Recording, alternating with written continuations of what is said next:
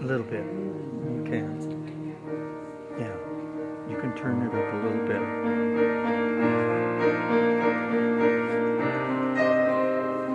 That's actually pretty good.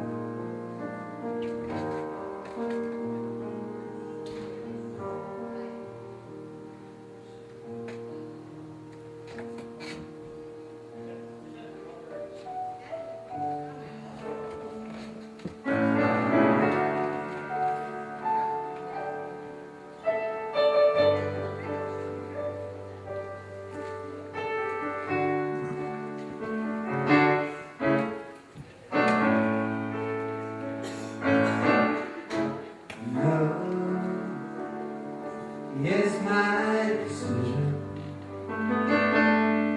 It's up to me to give up my heart. Love is my decision. No one else can tell me to stop. And once I decide to change my mind, God will show me how. Love is my decision,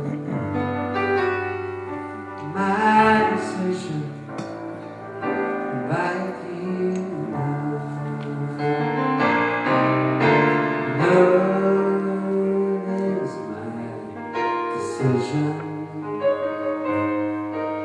It's up to me. Stand on that bridge. Love is my decision. No one else can make me forgive. And once I decide change my mind, God will show me how. Love is my decision,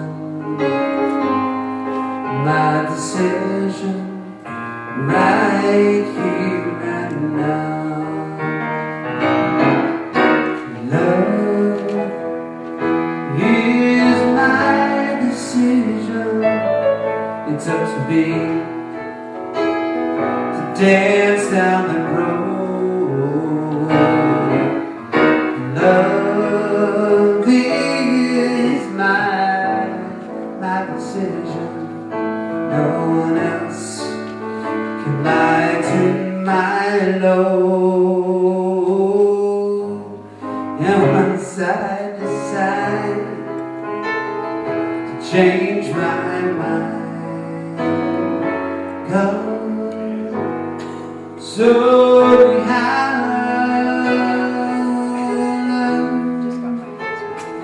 love is my decision. My decision, right here and now, right here and now.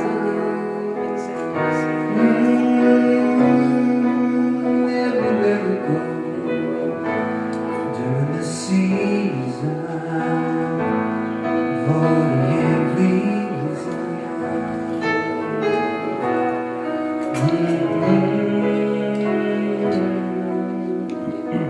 Love is my decision. It's up to me to dance down that road.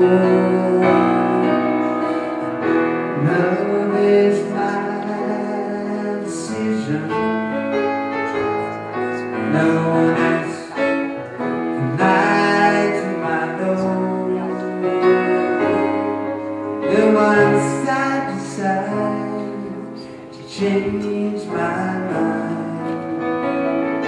God will show me now. Love is my decision right here now. Awesome. Good evening, everyone. Thank you, Jim. Let's show Jim some love. Thank you very much. Welcome to the Revealing Experience. I'm Sunny. This is Mellow. We welcome you tonight. So we're going to get singing about welcoming ourselves and each other into the space and those who are still on the way. Yeah? You in? All right, cool. Yeah. Come on in, be welcome, be welcome, we welcome you. Come on in, be welcome, we welcome you. Let go, be free. Come on in, Tennessee. We're glad you're here. We're spreading love, joy, and cheer. So come on in, come on in, come on in. We welcome you. Come on in, come on in, come on in. We welcome you. Let go, be free. Come on in, take a seat. We're glad you're here. We're spreading love, joy, and cheer. So come on in, come on in, come on in. We welcome you. Come on in, come on in, come on in. We welcome you. Come on in, come on in, come on in, come on in.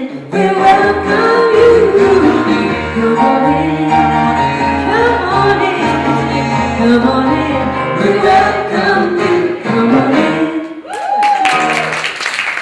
Welcome. We welcomed In Jam and Reverend Sunshine. And I'm gonna release. Come on, baby. Okay. Wow, she's talented. And we welcome Cole. Cole is on percussion, so let's give him some love. So we speak of that which already is as we sing Reveal.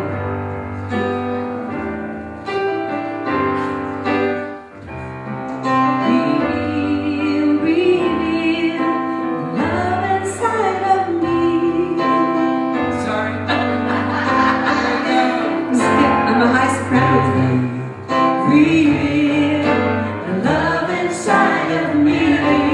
Reveal the love that I was meant to be. And every time I open up, love is what I see. Reveal the love in me. The peace. Reveal, reveal the peace inside of me. Reveal the peace that I was meant to be. And every time I open up, peace is what I see. Reveal the peace in me. The joy. Reveal, reveal the joy inside of me. Reveal the joy that I was meant to be. And every time I open up, joy is what I see. Reveal the joy in me. Reveal, reveal the love inside of me. Reveal the love that I was meant to be. And every time I open up, love is what I see. Every time I open up, peace is what I see. And every time I open up, joy is what I see. Reveal the love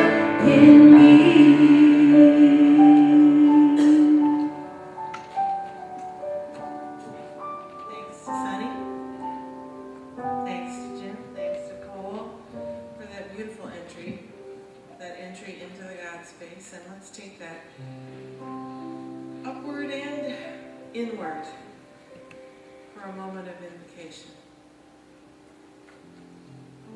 For I am so blessed to know that this is the life of God that each one here is living. To know that that power and presence brings us here, incarnates us, refreshes us, expresses us, and needs us to be here for its expression. And knowing that, I am so grateful for all who have chosen to be here this evening, all who live in the grace and the gratitude of knowing that there is an essence and a substance, and that we are each part and parcel of it. And so with that, there is love, there is peace, there is joy, and there is oneness. And I rest in that, and I bless that, and I am so thankful, and so it is. Hello, everybody. It's February, first of the month, here we go. And this theme for the whole year is called We Are Getting Booked Up. And so we're reading from the Science of Mind from a wonderful pathway through that created by one of our ministers, Reverend Bihom. Am I saying it right? Reverend Bihom. And it's created so that we can read a little piece of Science of Mind every day for this whole year and be filled up and booked up. And tonight we're going to be looking at something called one consciousness. And with that in mind, I want to read one little sentence from the Science of Mind reading for today and then go into another little piece. There can be no inductive reasoning or analysis in soul or spirit, because God already knows everything. How does God know what I am doing? Frequently people ask, why should God be interested in my little affairs? I remember once speaking to one of our trustees who had been ill for several weeks. I asked him why he had not requested treatment. He said, I did not wish to bother God with such a small thing. This is a natural enough reaction, and yet it is built on ignorance of cosmic laws. We might ask, is there more life in an elephant than in a flea? Or from the standpoint of the infinite, is a giant sequoia of more importance than a rose blooming by the wayside? Of course not. There is no big and no little, either to the divine presence or to the law which governs everything. Is not the rose rooted in the same soil in which the tree is rooted? Is not. It is merely a different type of manifestation of life, taking a separate form, but rooted in the common unity. We should eliminate the ideas of big and little or hard and easy, because they do not exist in the creative mind of the universe. Things like that exist there as ideas, and it is the nature of law of mind to cause these ideas to take form, native to such ideas placed there. All ideas are brought into form through the one medium. A person running a peanut stand on some street corner and affirming the presence of activity in his business is invoking the same law as the builder of a railroad or an Empire State Building are invoking. When we ask ourselves how it is that God knows who we are and that our little affairs are important, the answer is that God knows everything, not as big and little, but only as action and reaction, only as contemplation, which produces its own reaction. Comparatives do not belong to the universe. They are merely differentiations in our own mind. Dropping them completely out of our thought, we contemplate neither the big nor the little. A great load will fall off our mind if we stop thinking about big and little or hard and easy. If you set a spool of thread in front of a mirror, it will be reflected. If you stand in front of the mirror, you will be reflected. This large form will be reflected as easily as the small form. The mirror knows nothing about size, but reflects automatically the form held in front of it. And so with that one thought and that one size fits all, let's look at one consciousness with Reverend Chuncha.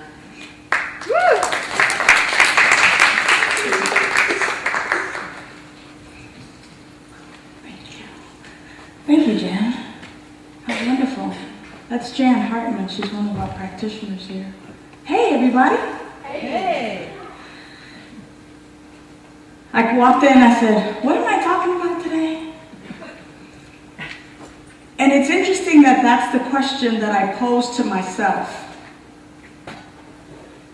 Because God does not ask inquiring questions of itself. God simply knows itself. So, not only did our reading speak about inductive reasoning and talk about the reflection and the nature of God, but throughout the weeks that we've been doing our daily reading out of the Science of Mind book, it has opened up a world of parts of God. The subjective mind, the objective mind, the soil, the seed, the thought, the spirit of God, the this, the that. And it's like, whoa, how many parts of God are there really? Like, and which part is operating right now? And the truth is that the infinite spirit, life, this energetic, is simply one.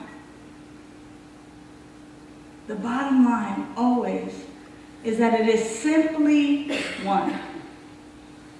However, all the activities of God get to be broken down to small bite-sized pieces so that we might begin to understand the nature of life, the nature of God, the nature of love, the nature of how things operate. Therefore, we have the spirit, the subjective mind, the objective mind, induction, deduction, what this and this and that and the other thing. And the bottom line in all of it is that there's one power, one presence, one life. And all the activity happens within that one. Within that one life is everything, is every aspect of the stuff that we broke down. The only way that I could really explain it, in maybe a way that is easy for us, is I have one body. Here's my body. I'm somebody. You're somebody. However, this part of our body, the head, is the part that contains the brain and what we think is the mind, but it contains the brain, and it's where the thinking process happens.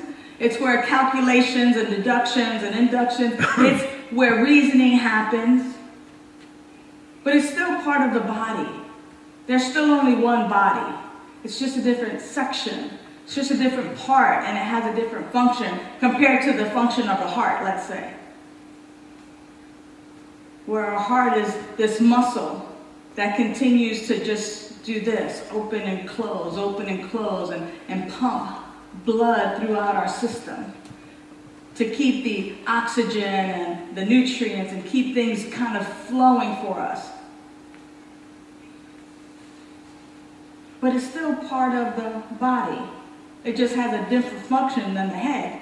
And the heart can't do what the head does, and the head can't do what the heart does, and one kind of signals the other, and even when something is happening, the signals kind of can go back and forth. But it's still all part of the one. Or kind of like my hands that are responsible for the action or for the touch, or for the ability to pick things up, or to tinker with items, or to write, or to type, or to do whatever it is that the hands can do.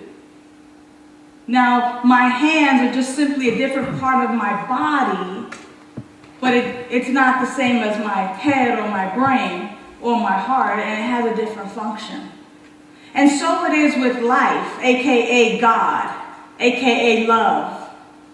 is that we break it down just so that we might understand the complexity and the allness of God, yet it is still the one.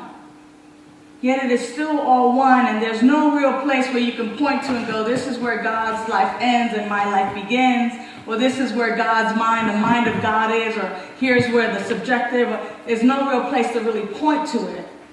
But it's just a different aspect, and the life of God has various actions, if you will. And in our reading, Ernest Holmes has a wonderful way of just kind of explaining things, and sometimes they're a little more difficult to understand than others. But simply, what we're going to talk about today is that no matter how we slice it up, it's still one.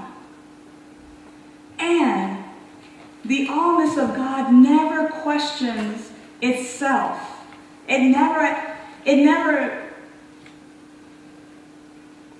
engages in inductive reasoning because it is the truth. It doesn't ask itself about the truth because it is the truth.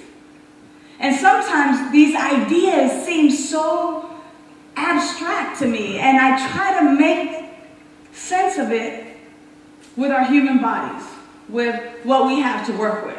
So show me what you're working with, is what I kind of go. Show me what you're working with. So here's kind of what I get to. God knows itself as truth, as the allness, as the perfection, as the love, as the clarity, as the eternal life, as the allness that it is. And if that's the way that God operates without questioning itself, oh, am I the truth? Oh, I might not be the truth. Oh, am I love? Oh, I might not be. Oh, last week, I wasn't very loved. No, God doesn't even engage in anything like that. It just knows itself as truth. It just is. And so how do we get to that place for ourselves? Because God created everything out of itself, therefore our life is the life of God. And week after week, one of the pertinent messages that I like to remind myself of, and I like to remind us in spiritual community about is that right where you are, God is. There's nothing, no thing that separates your life from the life of God. It is God that is having its being as you, as each of us, as a tree, as the ocean, as a grain of sand.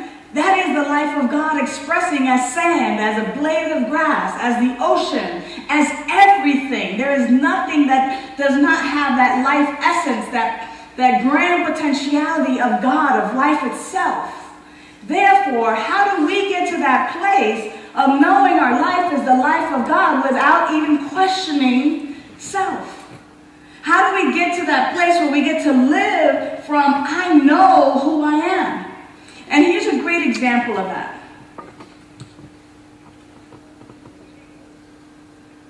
You're at a movie theater, and it's time for a bio break. You get up out of the seat, you go into the lobby, through the hallways, through the corridors, and there's two signs. One is a male sign, one's a female sign. Which one do you go in? Which one are you going? Female. How about you? You go in the male. There's no question. It's kind of like, oh, I see me. Boom, there I go. I'm going in that one. You know. You don't even question. It's an automatic. You just, that's me right there. Boom. I'm going to go in there. But what if we had the word God outside of both bathrooms? Would you even go in? Would you even consider just walking in? To the degree in which you know who you are and don't question it, that's the degree in which I'm suggesting, strongly, encouraging, moving us toward, shepherding us toward, knowing that when we see the word God, that we know that that is our life, that it is talking about our life, our potentiality, who we are in human form.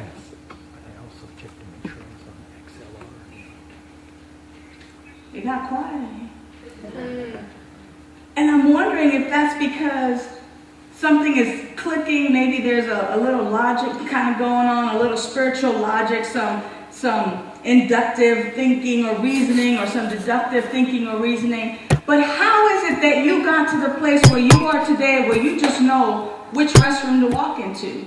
That you know beyond a shadow of a doubt. Now, sure enough, we all know that there may be some of us, some among us, some in other communities that may not know which one to go in, that may be conflicted, that may kind of struggle. Well, I feel this way, but I'm supposed to go here, and they've been teaching me to go here, but and that's exactly what we are experiencing in human form with respect to recognizing and accepting that we are God.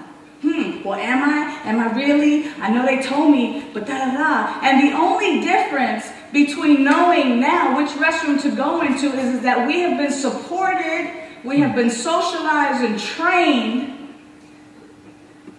by our parents, by school teachers, maybe even shamed into going into the appropriate restroom. No, honey, you don't go in the boys' bathroom, you're a girl.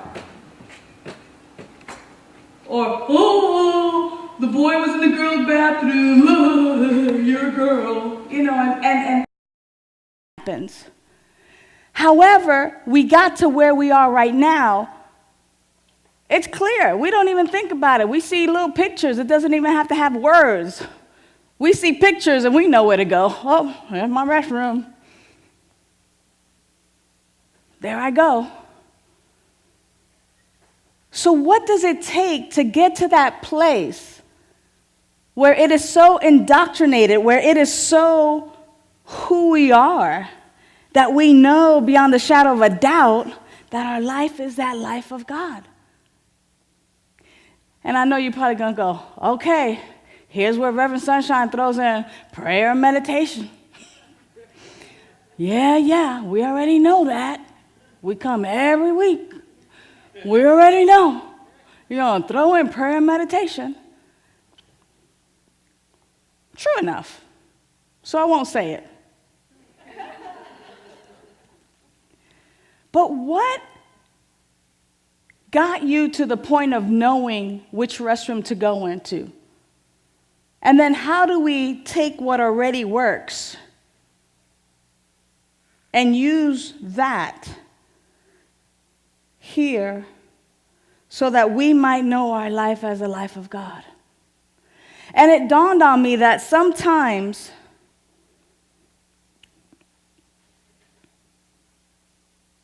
well, not sometimes, but inevitably, our entire society is on board with the two restrooms, male and female, and that's supported. However, society at large is not necessarily on board with, oh, by the way, your life is the life of God.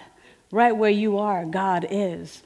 You are a magnificent and beautiful, radiant expression of God.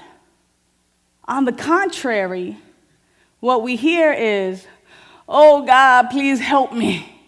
And we're looking out there. Or, who do you think you are? You can't obviously be God. Part the Red Sea, part the rivers, do this, do that. Everything in our society, not everything, but a lot of things in our society, a lot of things in our circles will tell us just the opposite. That we're only human, born to make mistakes. You've seen the Allstate commercial.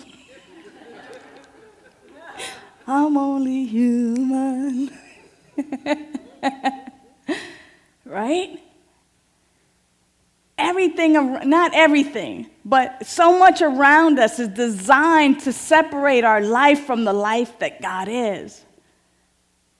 And so what we're trying to accomplish here is we're trying to get to a point and a place where regardless of what we're being told, we know the truth of who we are.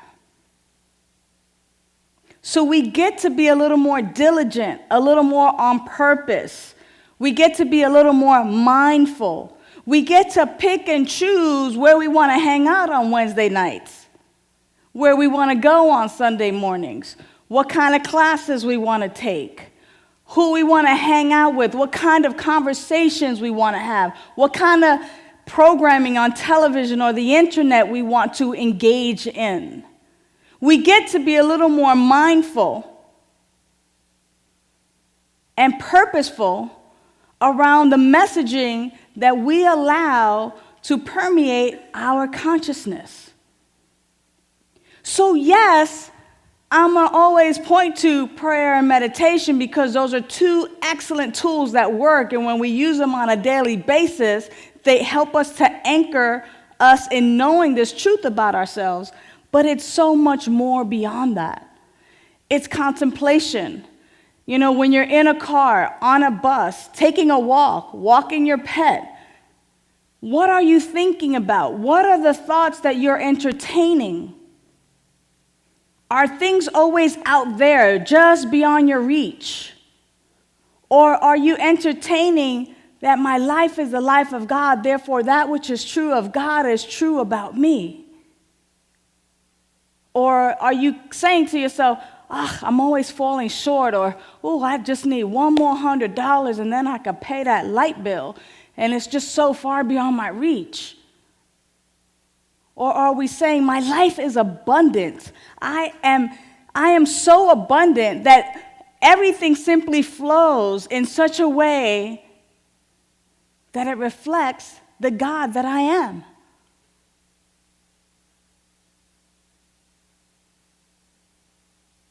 What are you entertaining?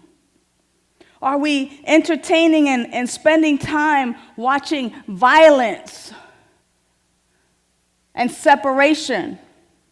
Are we filling our brains just because I'm tired and I just got home from work and I'm just relaxing, so I'm just going to turn on the TV and let it infiltrate my consciousness with wars and reports of wars and rumors of wars and violence and all kinds of lack and limitations and this and that in one place or another, or this kid missing, or that person missing, or that person's doing this or that, or whatever it is? What are we entertaining? Because to the degree in which you are purposeful with knowing that your life is the life of God, then you too participate in the allness, in the oneness that you are. But until that time, then we get to just simply, time to make the donuts. You know, it's just we walking around in mediocrity and walking around pain and suffering because we believe in separation. We believe that God is out there, that our joy is out there, that our peace is out there, that our abundance is out there, that everything is out there, and we're here. And the truth is, there's only one, and it expresses as each and every one of us. So it's all already here. It's all already given. But it's to the degree in which I know that for myself that I get to live that I get to experience that. And I mean, it's cool that, we got friends who are spiritual.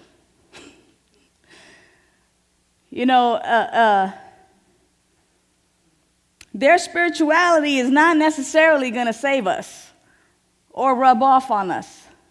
It's cool to hang out and to know because we're reminded, but we have to have our own practice. We have to have our own path. We can only take each other so far, and then there's that place where I have to know my life is that life of God, is the life of the one. Does that make sense? So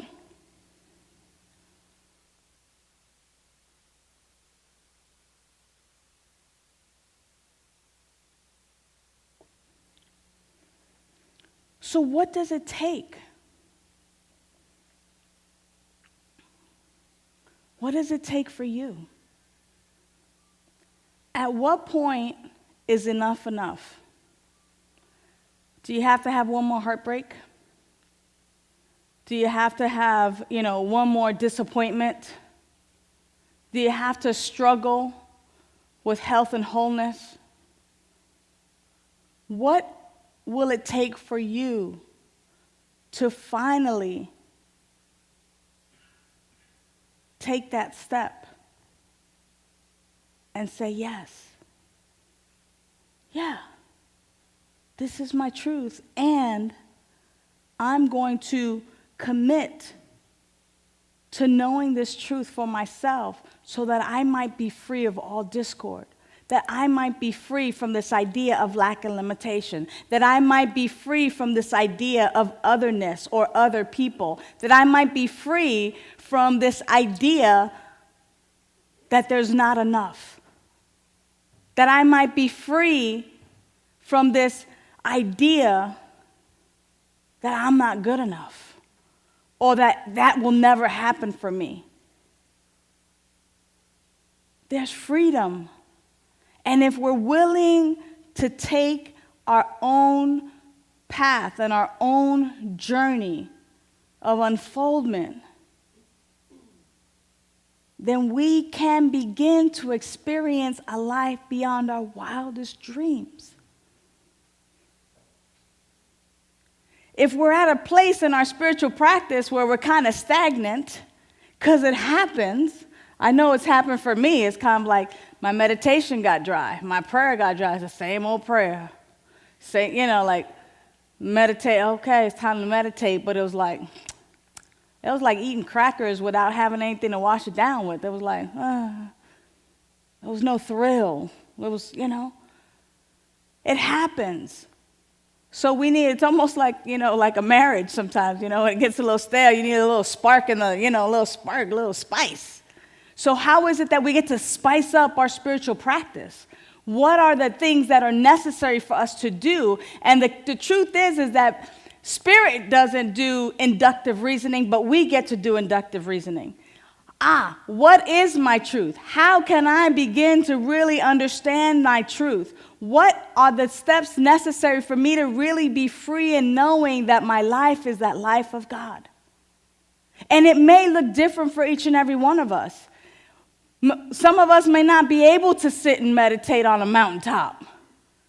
But some of us, it may come in surfing or knitting or some creative expression, that it is through that. Everybody gets to have their own spiritual path. It's not a cookie cutter method for each of us. But there is a process in which you can inquire and ask and receive that which is for you, so that you know your path to your spiritual growth, enrichment, unfoldment, awakening, so that you might know beyond the shadow of a doubt that your life is that life that God is, that there's nothing, no thing that can separate you from the life of God. It's an impossibility. And sometimes the words just don't make it through. Sometimes the words just kind of fall. But when I really begin to grasp that it is an impossibility for my life to be anything other than the life of God, that is powerful. And imagine if I were to just take that and go for a walk with my dog and have that be my practice. For 10 minutes, 15 minutes, just walk. My life, it is an impossibility for my life to be anything outside of or anything less than the life of God. Wow. The things that I can probably think of and contemplate and be with and absorb simply by having that be my practice. And as you begin to inquire, not outside of yourself, not sitting with somebody and going, so what should my spiritual practice be, Rev? No. I can help you in that process. But it's really a process of what is for my highest and best? What is necessary for me to know? What are the things that block me? What are the things that I must open myself up to? What must I embrace in order to know my life as the life of God on a deeper level? What is it that I must release and let go of to know my life as the life of God on a grand scale, in the bigger picture? What are the activities? Who do I need to be with? Who do I get to hang out with? That I might just simply listen or participate in such a way that there's something that's said or that I hear or that I feel that might really open me up to know the truth of who I am. It's a personal thing. And this week, I invite you to know that there's one consciousness, there's one life, and that life is that life that God is, and that life is expressing beautifully and magnificently as you, and you might not even know it. It's you. It's you. So I encourage you this week to ask the question, to take some time, to turn off the electronics and the things of mass distraction, and to be with your great self and ask the question. Ask the questions and be open to receiving the answer. So we're going to do that right now. Then I'm going to invite you to do this over and over and over again this week, that you might begin to really get and really understand that there's only one, and that it knows itself as the allness that it is. And that if we too begin to know ourselves as an expression of this allness, then we are that which it is, and it is that which we are. And there's nothing that can separate us from that. So clear away the things from your lap for a moment as we just enter the silence and the stillness for about 5 minutes.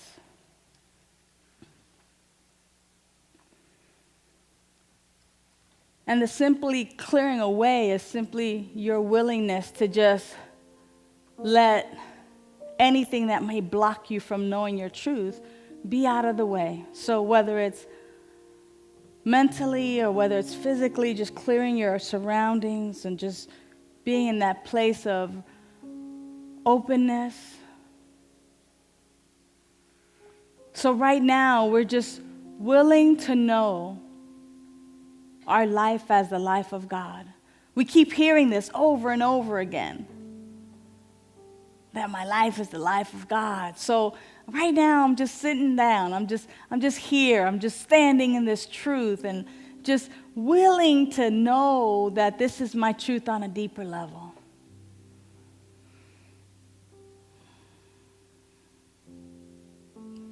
So as I just become quiet and still,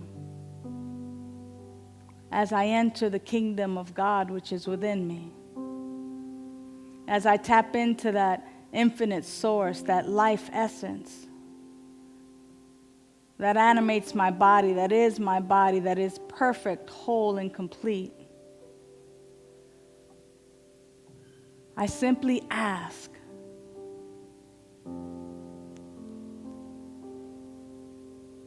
what is it that I need to know about my spiritual practice, or about an activity, or maybe something that's blocking me, or whatever I need to embrace, that I might know my life as the life of God?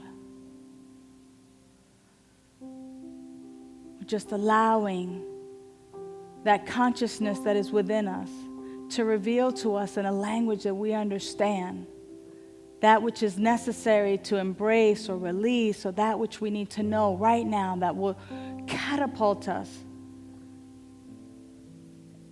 into an activity or a knowing that will bring us closer to knowing our life as the life of God. And so we just be still and be silent, that we might hear with our inner ear that which is exactly and specifically individually for us.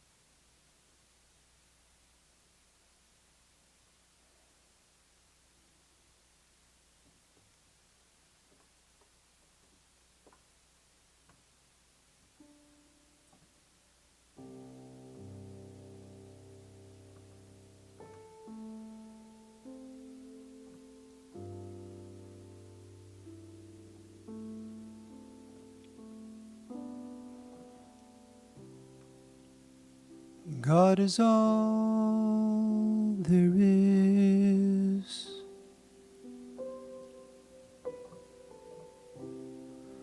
All there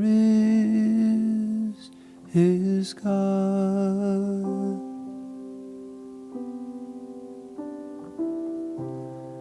God is all I am. All I am is God.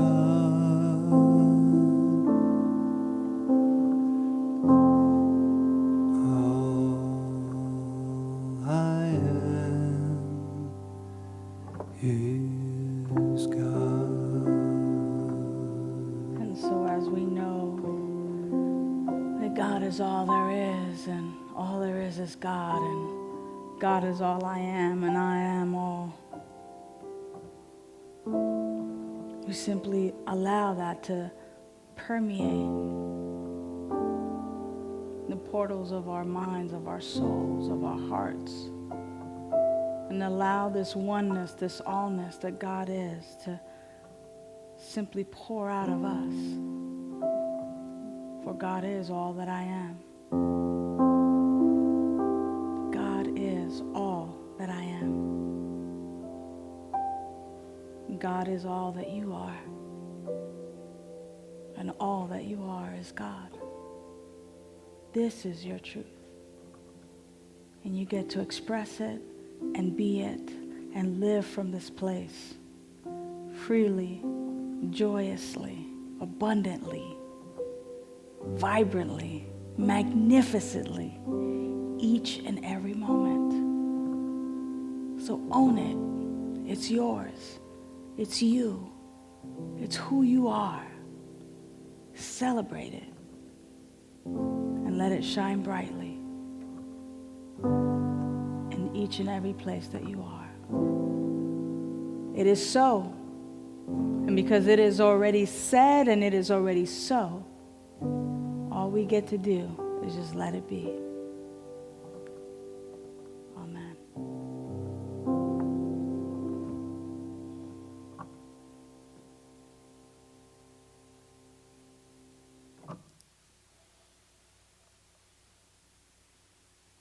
And as we just allow those words to simply resonate within us, we also allow ourselves to become grateful for all that we have, for all that we get to express, for all that we are. And when we're in that place of gratitude and an opportunity presents itself, we get to say yes to that opportunity. And so our opportunity now is to show our gratitude for the spiritual community through our giving, through our donation, through our contribution, through our investment to Seaside. And so as I invite the ushers to come forward, there's simply a symbol of our consciousness coming forward, that consciousness of giving, of redistributing our good. And as you simply take what you have brought to share with this spiritual community, do so from a place of gratitude and from a place of joy, not a place of obligation. No one's obligated. But what we have now is an opportunity to support our spiritual community and to simply support our Wednesday night service and all the activities that happen here throughout the week, all the things that are available for us to partake in, so that we might know our life as the life of God even a little bit more. And so as the baskets come around, please share your gratitude and show your gratitude in a way that is significant to you. And know that Seaside receives it from a place of gratitude, knowing that we too redistribute this good, and that redistribution is simply nature of life, the ebb and the flow, the giving and the receiving, and that we can never outgive that which is so graciously been bestowed upon us. So as you give from that place, I simply outstretch my hands to these empty baskets right now, knowing that what I see is them filled and running over so abundantly, because our community is simply so joy-filled and recognizes its own abundance, that it gives from that place of the overflow, it gives from that place of joy, and giving from that place of peace and assuredness that our life is the life of God. So we're simply giving upon to ourselves. And so as we give to our spiritual community, we know that we are indeed richly blessed, and that as we give, that we are also blessed tenfold, 20-fold, 30-fold, whatever number you want to put on that. We are indeed blessed, and we give from this place of abundance of joy and of love. And so it is. Go forth, ushers. And as you give, you also receive. So please open your hearts and receive the beautiful music of Sunny Day.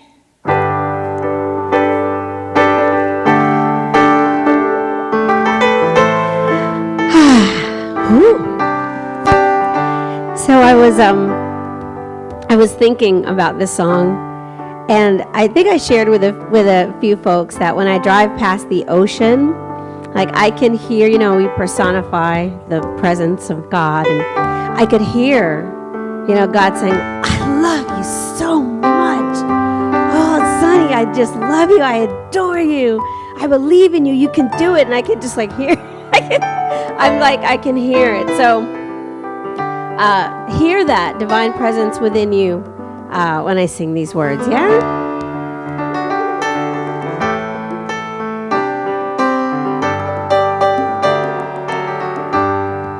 Well, somewhere there's a river looking for a stream, and somewhere there's a drifter looking for a dream, and somewhere there's a drifter trying to find his way. And somewhere someone's listening to hear somebody say, I believe in you. There are just so many ways that I believe in you. And all I'm here to do is help you to believe in you. Ooh.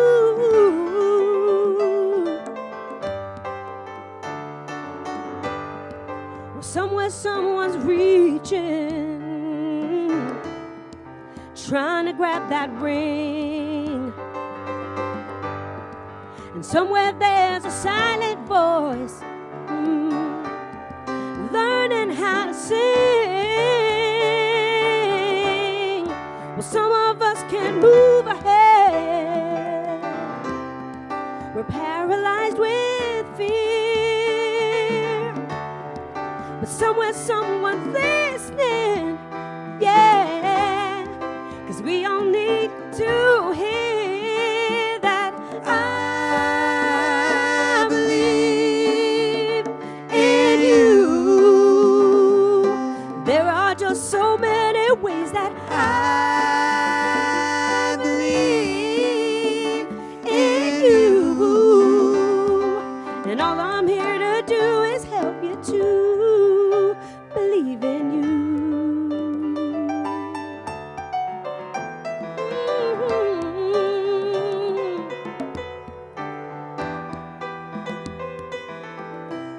I will hold you up, help you stand, comfort you when you need a friend.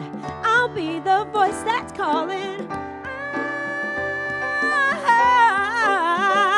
Yeah. I believe in you. You're wonderful, you're beautiful. I believe in you. And there are just so many ways I believe in you. You're wonderful, you're beautiful. I believe in you. Yeah. I believe in you. I believe in you and everything you are. I believe in you. And all I want you to do is believe.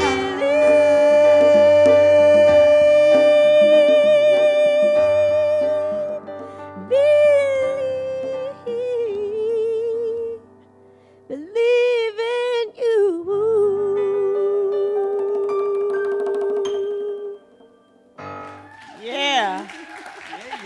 Sunny Day, Jim Bianchi, Cole.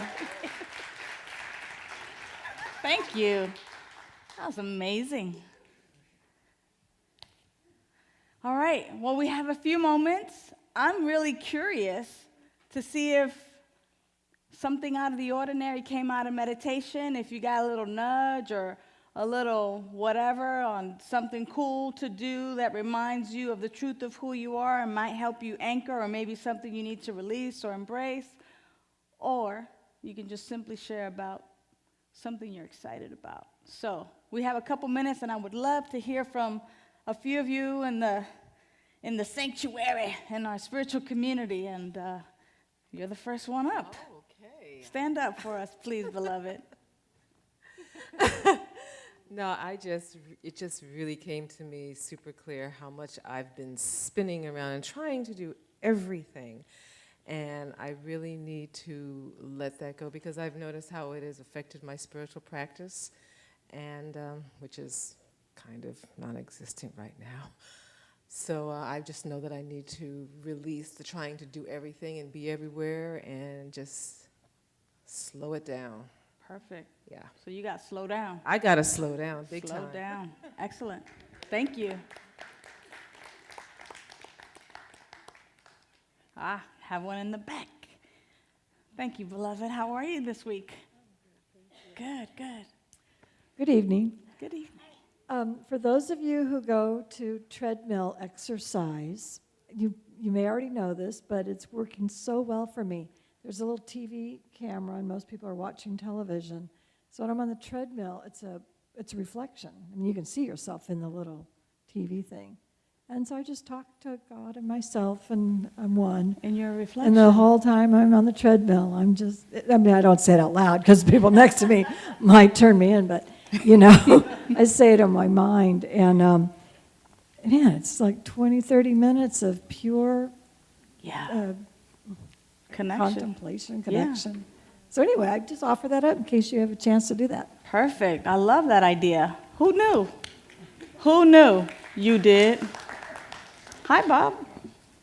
Hi, my name is Bob, and in the first part, I understood that we were to look for that which is our journey, our purpose, and I thought, oh my gosh, I've been kind of on the bank for a while, I haven't been in the stream, and I was reminded of a phrase that I knew a few years ago, follow your bliss, and that made it sound so simple.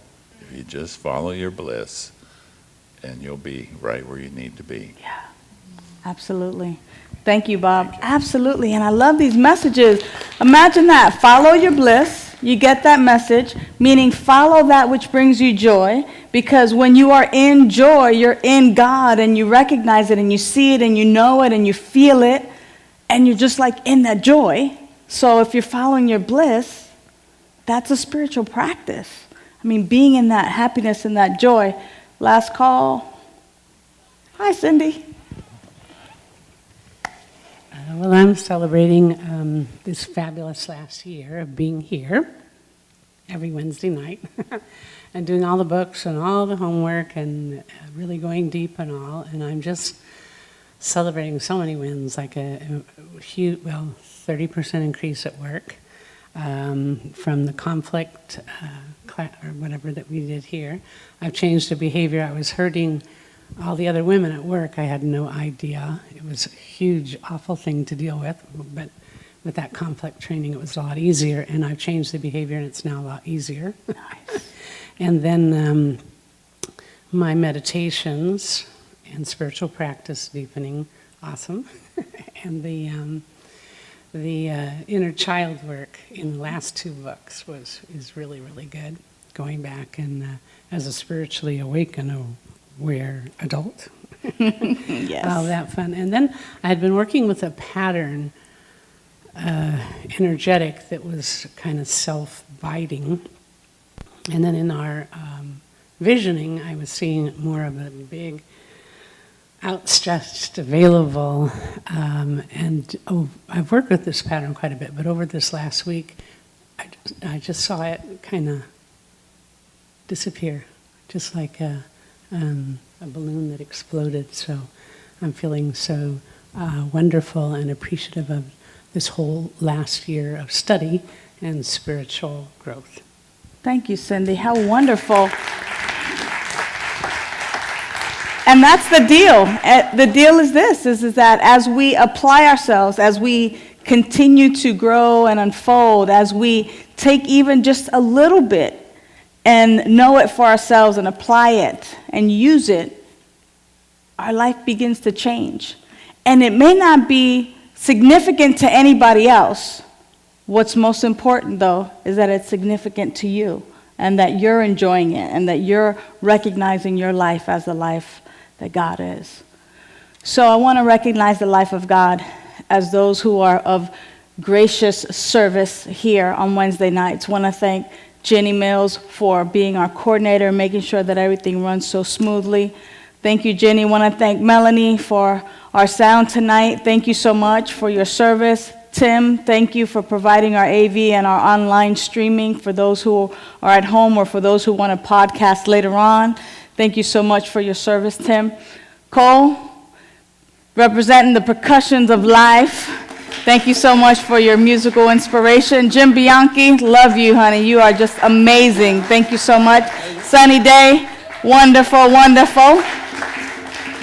We also have two practitioners that represent the ecclesiastical aspect of our spiritual community here, and they are also available for prayer after service in our little chapel. So if there's anything on your heart that you want to engage in prayer about, please immediately after service go over to the chapel. They'll make themselves available there to you so that you can pray with them. And if you don't want to pray with them, it's okay. We can still pray for and know the truth of whatever situation you want to write down. So you can write a prayer request, put it in that little box over there. But I want to make sure that I recognize God as Jan Hartman, who represented our practitioners on the pulpit, and as Rosedale Jones in the back, who's been holding vigil for us and knowing the perfect unfoldment of our service.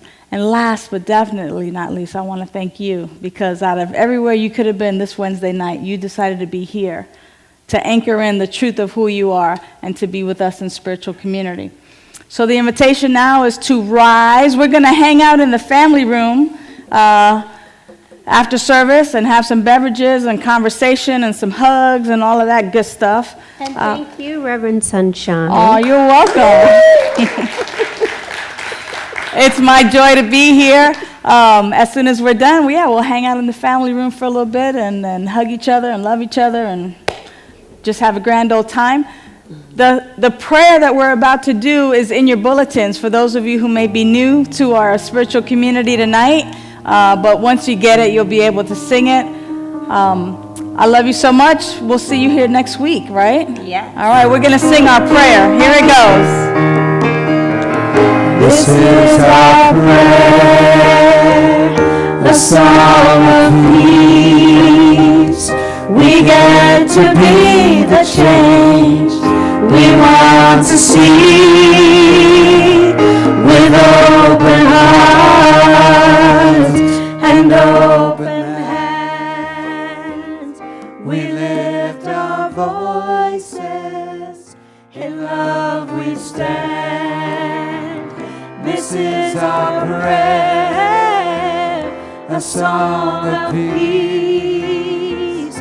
We get to be the change we want to see. With open hearts and open hands, we lift our voices, in love we stand.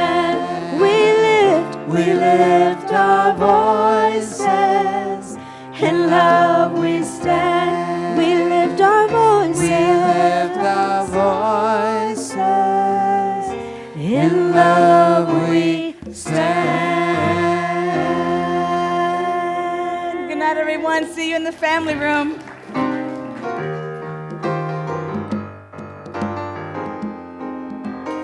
Oh, Spirit of God is upon me. Oh,